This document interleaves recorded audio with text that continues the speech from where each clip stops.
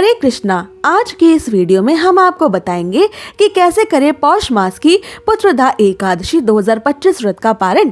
क्या होगा पुत्रदा एकादशी व्रत को खोलने का सही समय और सही तरीका, क्या होगी पुत्रदा एकादशी व्रत को खोलने की पूजा विधि, और एकादशी व्रत को खोलते समय क्या गलतियाँ आपको भूल से भी नहीं करनी है।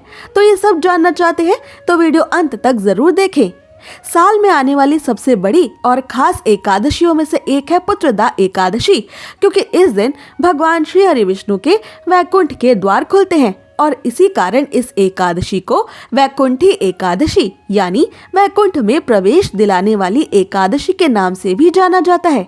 पुत्रदा एकादशी का व्रत रखने से संतानों से जुड़ी सभी समस्याएं दूर होती हैं, संतानें स्वस्थ व दीर्घायु बनती हैं और श्रीहरि की कृपा से निसंतान दंपत्ति को स्वस्थ, सुंदर, तेजस्वी संतानों की प्राप्ति होती है।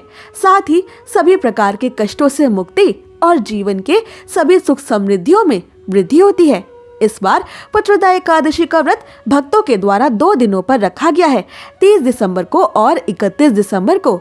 दोनों ही तिथियां इस बार ये एकादशी व्रत करने के लिए मान्य है, पर जिन्होंने 30 तारीख को ये व्रत किया है और जिन्होंने 31 दिसंबर को ये व्रत किया है, उनके व्रत खोलने के समय और मुहूर्त अलग अलग रहेंगे।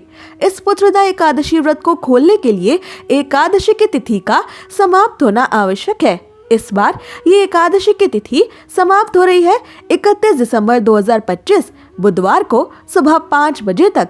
पर सिर्फ एकादशी की तिथि खत्म होने पर ही एकादशी का व्रत नहीं खोलना चाहिए, क्योंकि एकादशी के बाद चलने वाले हरिवासर के समय में भी पुत्रदा एकादशी का व्रत नहीं खोलना चाहिए। ऐसा करने से एकादशी व्रत करने का पुण्य नष्ट हो जाता है। इस बार ये हरिवासर का समय समाप्त होगा 31 दिसंबर 2025 बुधवार को सुबह 11 बजे तक, यानी आपको 31 दिसंबर को सुबह 11 बजे तक भी अपना पुत्रदा एकादशी का व्रत नहीं खोलना है। सिर्फ द्वादशी की तिथि में ही एकादशी का व्रत खोला जा सकता है। पुत्रदा एकादशी के बाद द्वादशी की तिथि आरंभ हो रही है 31 दिसंबर 2025 बुधवार को सुबह 5:01 से, और ये द्वादशी की तिथि समाप्त हो रही है 1 जनवरी 2026 गुरुवार को रात 1:47 पर। आइए अब जानते हैं 1 जनवरी को पड़ने वाले सभी शुभ और अशुभ मुहूर्तों के बारे में, ताकि आप गलत मुहूर्त में अपना पुत्रदा एकादशी का व्रत ना खोलें। 1 जनवरी को ब्रह्म मुहूर्त सुबह 5:36 से सुबह 6:34 तक रहेगा। सूर्योदय सुबह 7:12 पर होगा। सूर्यास्त शाम 5:48 पर होगा। इस दिन अभिजीत मुहूर्त दोपहर 12:09 से दोपहर 12:51 तक रहेगा।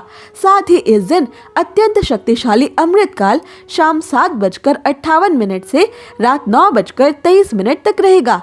इस दिन राहु काल दोपहर 1:49 से दोपहर 3:09 तक रहने वाला है। इस अशुभ राहु काल में भी अपना पुत्रदा एकादशी का व्रत ना खोलें, ना ही पारण की पूजा करें, वरना आपका एकादशी व्रत करना असफल हो जाता है। आइए अब जानते हैं पुत्रदा एकादशी व्रत को खोलने का शुभ समय और मुहूर्त। तो जिन लोगों ने 30 दिसंबर को पौष पुत्रदा एकादशी का व्रत किया है, वो लोग इस बार 31 दिसंबर 2025 बुधवार को दोपहर 1:26 से दोपहर 3:51 के बीच में अपना व्रत खोलें। और जिन भक्तों ने 31 दिसंबर को पुत्रदा एकादशी का व्रत किया है, वो इस बार 1 जनवरी 2026 गुरुवार को सुबह 7:14 से सुबह 9:18 के बीच में अपना पौष पुत्रदा एकादशी का व्रत खोलेंगे। चाहे आपने 30 दिसंबर को ये पौष पुत्रदा एकादशी का व्रत किया हो या 31 दिसंबर को, इन्हीं तय शुभ मुहूर्तों में अपना पुत्रदा एकादशी का व्रत खोलने से आपको इस एकादशी व्रत को करने का संपूर्ण फल भगवान श्री हरि विष्णु से प्राप्त होगा। आइए अब जानते हैं पुत्रदा एकादशी व्रत को खोलने की, यानी इस एकादशी व्रत का पारण करने की पूरी पूजा विधि। एकादशी व्रत का पारण करने से पहले ये ध्यान रखें कि मुहूर्त के हिसाब से द्वादशी तिथि शुरू हो चुकी हो। अगर द्वादशी तिथि सूर्योदय से पहले ही समाप्त हो गई हो तो एकादशी व्रत का पारण सूर्योदय के बाद करें। इस बात का खास ख्याल रखें कि द्वादशी तिथि के अंदर ही पारण ना करना पाप करने के समान होता है। इसलिए द्वादशी तिथि के शुभ मुहूर्त के अंतर्गत ही एकादशी व्रत का पारण करें, तभी आपको एकादशी व्रत का पुण्य मिलेगा। अन्यथा आपका एकादशी का व्रत मान्य नहीं होगा। एकादशी व्रत का पारण समय सुबह यानी प्रातः काल का ही होता है। व्रत करने वाले श्रद्धालुओं को मध्याह्न यानी शाम के दौरान व्रत को तोड़ने से बचना चाहिए। अगर किसी कारण से कोई प्रातः काल में पारण नहीं कर पाया है तो उसे फिर मध्याह्न यानी शाम के बाद ही एकादशी के व्रत का पारण करना चाहिए।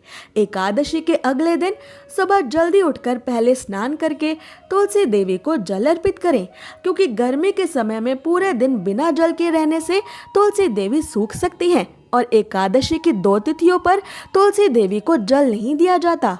इसलिए द्वादशी की तिथि पर सबसे पहले तुलसी देवी को जल देना आवश्यक है। फिर तुलसी महारानी को फूल चढ़ाएं और उनकी आरती करें। आरती करके उनकी 7 बार परिक्रमा करें। तुलसी देवी की रोज परिक्रमा करने वाले मनुष्य को कभी भी यमराज के दर्शन नहीं करने पड़ते। और अब विष्णु जी की पूजा के लिए तुलसी देवी के कुछ पत्ते ले लें।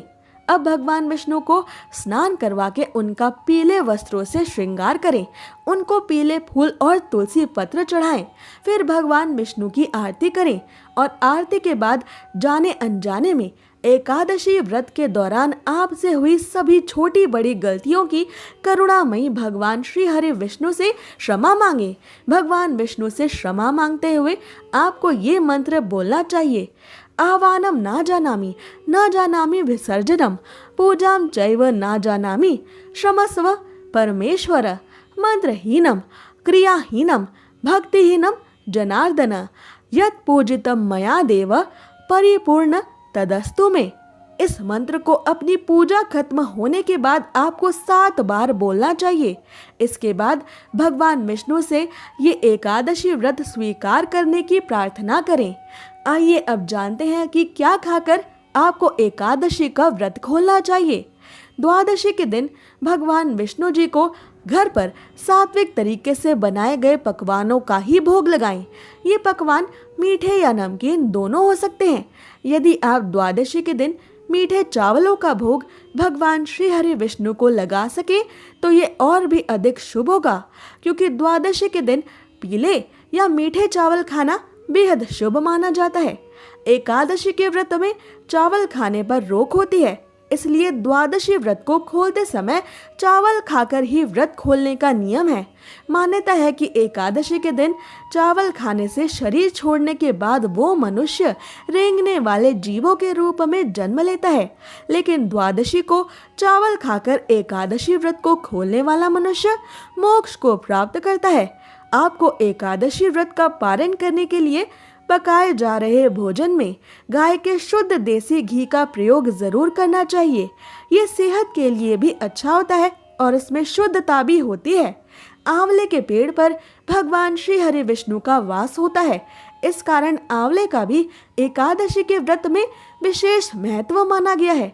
इसलिए एकादशी व्रत का पारण करने के दौरान आप आंवला भी खा सकते हैं। आंवला खाकर एकादशी व्रत खोलना भी बहुत शुभ होगा। इससे आपको अखंड सौभाग्य, निरोगी स्वस्थ शरीर और संतान सुख की प्राप्ति होती है। आप द्वादशी के दिन एकादशी व्रत खोलने के लिए जो भी सात्विक भोजन बनाएं, उसी भोग और भगवान श्री हरि विष्णु को चढ़ाई गई तुलसी की पत्ती को पानी के साथ लेकर ही अपना व्रत खोलें। पर ये ध्यान रखें कि एकादशी व्रत का पारण किसी मीठी चीज से भी किया जा सकता है। व्रत के पारण के लिए आप भगवान श्री हरि विष्णु को भोग में मिठाई और मौसमी फल भी दे सकते हैं। पारण के भोजन में सेम की सब्जी खाने का भी विशेष महत्व माना जाता है, विशेष तौर पर एकादशी के व्रत में। सेम को कफ और पित्त का नाशक माना गया है। ऐसे में एकादशी व्रत का पारण करते समय सेम को एक अच्छे भोज्य पदार्थ के रूप में देखा और माना जाता है। पारण के दौरान आप सूखे मेवे जैसे कि बादाम, पिस्ता, अखरोट और किशमिश भी खा सकते हैं। इसके अलावा दूध और दूध से बनी मिठाइयाँ या चीजें भी एकादशी के व्रत के पारण में खाई जा सकती हैं। ऐसी ही और जरूरी जानकारियों और व्रत कथाओं के लिए हमारे चैनल को अवश्य सब्सक्राइब कर लें।